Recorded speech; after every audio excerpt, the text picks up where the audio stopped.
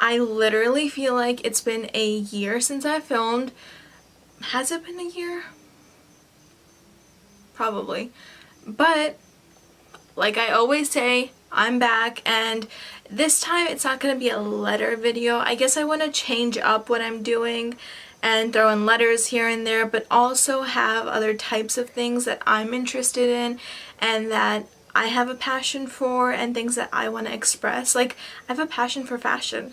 Ooh, that rhymed. Call me a poet. You know it. That was corny. Now I want corn. So today, I'm gonna do Confessions of a Brown Girl. Well, if you can't already tell, I'm brown. I'm very much brown. I don't look it, but I'm brown. Let me just say it one more time. I am brown. And if you call me brown, I will not get offended. Let me tell you, being a brown girl, living in a brown household with brown parents, living in a brown society, it's hard. It's tough. It may be harder than the president's job. I mean, the president pretty much sucks, but it's harder than his job, basically. You know what? Talking about the president leads me to my first thing. Why I, as a US citizen, I've been living in this country for 21 years. I can't be president because I was born in Pakistan. I am 21 years old. I was born in Pakistan in January 24th, 1996 to be exact. We moved here in October, became citizens, but I still cannot be president because I wasn't born here. Does that make sense to you? Let me think. No. So when people ask me where I was born, it's just a lot easier to be like, I was born here, than to explain to them I came here when I was 9 months old. Because I basically grew up here. I don't have an accent. I might have a Jersey accent. I grew up here. I'm American. I have my roots. I have my cultural side that's from Pakistan. But it's just easier to say that I was born here. So that's another thing that you can add to Confessions of a Brown Girl. I tell people that I was born here just to make it a lot easier. So why can I not be president? Please tell me. I don't see any other better qualified person out there than myself. Vote for Maliha 2020. Is that what it is? Me and Kanye are gonna run against each other. So, let me start off by talking about social media. So, you know, you're hanging out with your guy friends, or you're hanging out with your boyfriend, and your parents obviously don't know, and you know, you want to put them on your Snap, you gotta show off to people who your man is, and then, before you post the Snap, you have to delete all of your cousins, your aunts, your uncles, your siblings, your parents off of Snap, just so you could post a picture of your boyfriend or your guy friends, so they don't find out and go back and tell your parents, and then you have to go get an arranged marriage to someone in Pakistan. The struggle is real. Then on Facebook, let's talk about Facebook. It's not even relevant anymore, but it's so relevant in the brown world. Because Pakistan just unblocked Facebook and people can finally use it now, so, you know, it's just this huge commotion, and everyone in Pakistan wants to sit there and, like, you know, type you messages and be like, want a friendship, you want to be friends, what's your Instagram? I don't even know you. There's a reason I have my privacy settings on. Why are you still messaging me? Maybe I don't have my privacy settings on now, thinking about it. Gotta get my husband to take care of that. Yes, I'm 21 and I'm married. That's not weird, especially in my culture. But people are like, oh, you got married at such a young age. Was it an arranged marriage? What is it to you? I'm in love with my husband. We got married. What is it to you if it was arranged or love? Who cares? Stop asking me stupid questions. Now that I'm finally married, I thought I would have the freedom in the world. I'd be able to go out at night, you know, go on dates with my husband.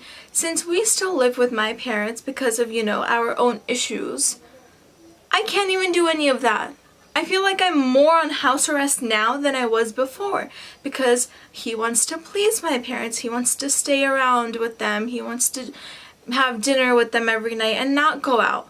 I feel like I'm on house arrest all the time. There is no freedom in a brown marriage. Not because he's a bad guy and he keeps me on a leash, which is another assumption people have, but because we have brown parents. Cannot express that enough. And you know, maybe one of the reasons I got married so young was so my parents would stop bugging me like they have been since I was 15 years old. My sister-in-law and my brother, you know, they started their thing when she was 15 and he was 21? Something like that. No, he was 20. They have a 5-year gap. And so my parents would stop bugging me, and then she got married at 18, and you best believe since I was second in line after my brother, they've been bothering me ever since. Good thing I got that out of the way. Now my sister's next. Shh, we might be looking around for her too, so if you have some nice brown boys in mind, call me. You know, another thing about brown boys, since I was just like, you know, call me, which was really dumb. Another thing about them, when you aren't married to a brown boy, they will never settle down because they know at the end of the day their mama is going to bring them a nice brown girl from their village back home, and she's going to stay at home, cook for them, massage their feet, and you know, keep their clothes on the bed for them, and they're going to iron their clothes. Well, honey, it's America. Girls work here. They have 9 to 5s just like you do. Maybe she'll ask you to pick up the kids from school one day after work. Maybe she'll ask you to put the clothes from the washer into the dryer. So be prepared for that. So before you get married, if you try to put those, you know, rules and regulations on them and like try to make them understand that this isn't, you know, Sialkot back in Pakistan, they get offended and it's a deal breaker for them. Well, you get so used to being treated like shit by people when you're not married to them. Once you're married, you just expect that. But I'm happily married and none of that stuff happens. He doesn't expect me to do all of these things. We evenly do everything we need to. We're happy. So maybe brown boys before marriage are shit. Maybe after marriage they get better. Maybe it's just the brown boys that are in the United States that are shit. I don't know. Maybe I should have dated Canadians.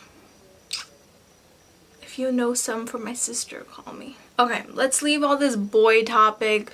Let's stop talking about boys, because if my parents ever find this video, they're gonna be like, yo, you were dating some... I don't know why I keep putting the phone up. We don't even talk on the phone. So, I heard from your video you were dating people before? No, I wasn't. Let's go to the girly stuff, you know, the stuff that we do as girls and we experience as girls, because I'm a girl, if you couldn't tell. The amount of hair I have on my body compared to the amount of hair I have on my head. This may look like they're luscious locks and they're perfect. My hair is so greasy and oily right now, that's why it's tied up. In real life, you will never see my hair tied up. It is always down because I shower and wash it every single day. This morning, I had the great idea. Let me shower and not wash my hair because my hair has been falling out way too much. It is so greasy. That's what you get when you have Pakistani roots in you and you have Pakistani genes and your hair is so silky and smooth. And I shower and wash it every single day and it's been falling out like crazy. My husband makes fun of me and always complaining about my hair being everywhere, and he says that I'm gonna be bald before him. And you know the honest truth? I probably will be, because I am tired of washing my hair and it falling out everywhere and all the time. I wake up every morning to a clump of hair. Somebody help me. Send help. Call 911 and send help. Going back to how I have hair everywhere on my body but my head. I got them brows, I got them eyelashes, I got that beard mustache going on that I gotta take care of every single day because, you know, I'm a brown girl and this is what we have to take care of. White girls, you don't have to deal with this. Well, some might. I shouldn't stereotype. Hairless girls, you don't have to deal with this. So next time you tell me I have nice eyebrows, just think about how much hair I have down there. Yeah.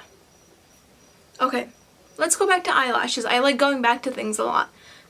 Great eyelashes, mashallah. Thank you, God, for giving me blessed eyelashes that I can flaunt.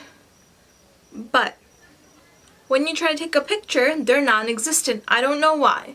So your girl still has to wear lashes if she wants to look good. Fake lashes, I mean. What's the point of having amazingly beautiful lashes when you still gotta wear fake lashes to compensate in pictures and videos? I didn't wear them today to make a point. Tell me if my eyelashes look good or not. Please. Please say yes. So I feel better about myself. Clothes. You know, in the brown culture, a lot of people like to cover up. It's recommended that you cover up. A lot of people wear the hijab, they cover themselves, they wear appropriate clothing. My parents aren't so strict about that. I didn't pick up that lifestyle.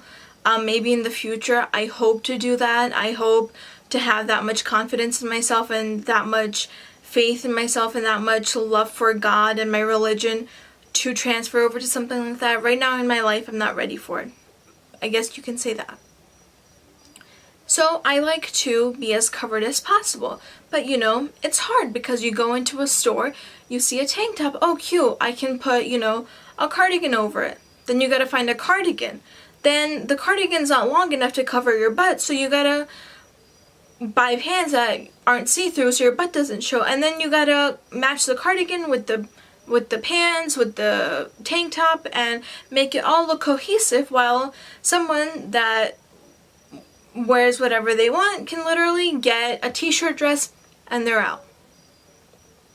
I don't wish I could do that because I'm happy with how I practice my religion, but stores. I'm talking to people that make clothing. Please make more appropriate clothing so I don't have to wear a cardigan on top of a tank top just because I think the tank top's cute. Maybe put it into a t-shirt style. Or make a maxi dress, which is one of my personal favorites, that doesn't have cutouts everywhere, that isn't spaghetti strap or strapless or cold shoulders or off the shoulders. I love the off the shoulder trend, but I don't wear clothing off the shoulder, so I just buy clothing and it looks weird and all bunched up over here because that's just how I choose to wear clothing. And people that make clothing make it so hard for people that want to try to cover up. It's just so hard. Like I said, the struggle is real. And then when you have clothing that you're using to cover your body up, you get weird tan lines. You get arms that are super dark, then you got a face that's super light, then you got your, you know, upper arm area that's super light, the rest of your body is super light, and then you have feet that are just black. Another thing about clothing, you got your, you know, Western clothes, as these brown aunties like to call it. You got like your t-shirts and your sweatshirts and your jeans and your leggings and your cardigans, things like that. Then you got your brown clothes. Brown clothes are usually, for us personally, three-piece, like a heavy, not always heavy, but you got like a top, you got pants, and then you got like a shawl thing that we call a dupatta. And that takes up a lot of room. And I have more of that kind of clothing in heavier styles because I don't wear it on a casual basis. So I have clothes like that to wear out to parties, weddings, people's houses, so they tend to be on the heavier side. So if a shirt takes up this much room in my closet, that kind of dress will take up this much. So, you know, trying to fit everything into one closet and sharing it with my husband, it has been really hard. Maybe that is the biggest downside of being married. I thoroughly believe in the idea of separate closets. Separation of closets, not the separation of state or whatever that law is. Separation of closets, because I cannot do it anymore.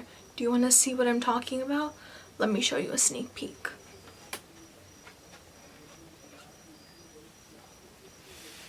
Do you see that? Yeah. Did you just see that? That's the mess that's my closet.